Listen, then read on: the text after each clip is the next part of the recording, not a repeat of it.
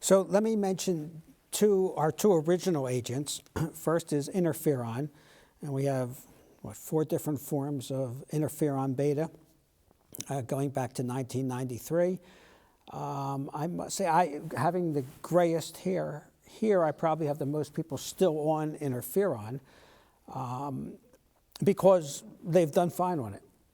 And so we have a lot of people who come in, and this started in 2010 when we got our first pill, and it's continued through now, say, well, we have other choices here. I say, yeah, I understand, but I'm doing just fine. I hate my injections, but I'm doing just fine, and I'm not going to switch.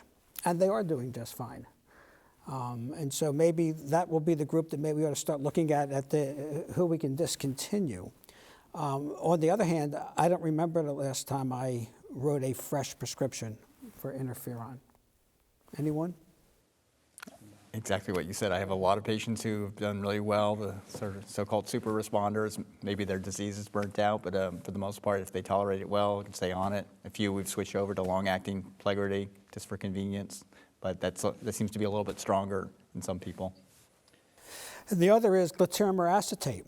So that's a little different situation. So I have a bunch of people who are on glatiramer acetate, again, doing just fine, don't want to mess with success. They're happy to have gone to 3 times a week, and that's okay. But I also have a population of individuals who come in, and when we have our first treatment discussion, they ask one of 2 things. One is, say, how long has that drug been around when I start talking about the drugs? And so I say, well, this one's been around 3 years, this one 5 years, this one has been around, 18 years, that sort of thing. So I already know that conversation is going to go somewhere different.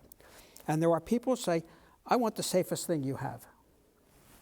And I'm worried about what I'm putting in my body. And those people are new Copaxone, glatiramer acetate prescriptions.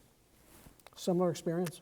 Yes, and especially for the young women who are considering getting pregnant in a couple of years, it feels like a reasonable place to start. There's only one DMT that you don't need to do any blood monitoring, any monitoring for. That's GA, and it has the best pregnancy exposure data, so those are 2 big issues. Yeah, it's good for bridging. We also want to say something about teriflunomide. Stephen, you want to say a little something about teriflunomide? Teriflunomide was an oral agent approved about 8 years ago now for relapsing MS and for clinically isolated syndrome after a clinically isolated syndrome study. This is a modulator of cell proliferation, so it's sort of thought of as a more modest immune modulator and has modest efficacy. At the time, it was felt to have efficacy roughly comparable to the injectable agents that were that were the standard of care at the time. But I think, although we don't have a lot of new data on this agent, at least not that I have seen, it's been pretty successful in terms of disease control. They also have some long-term data that have been shown from the study of people who've maintained stability on it for quite a number of years.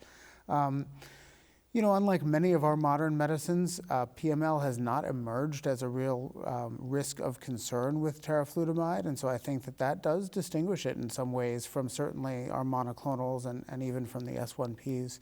So that's something that for patients that have that as a concern, which is interesting how well educated and highly aware our patients in MS are. I think people come with very clearly articulated concerns, and that's one of them. That's an agent that we've had, good success with. I guess, the data that we have for teriflunomide in the most recent era now have been teriflunomide as a comparator in trials of new medicines that are being developed. So teriflunomide was the active comparator in the recent clinical trial of ofatumumab, which is a next-generation B-cell depleter. And it was also the active comparator in a trial of a next-generation S1P of ponesimod.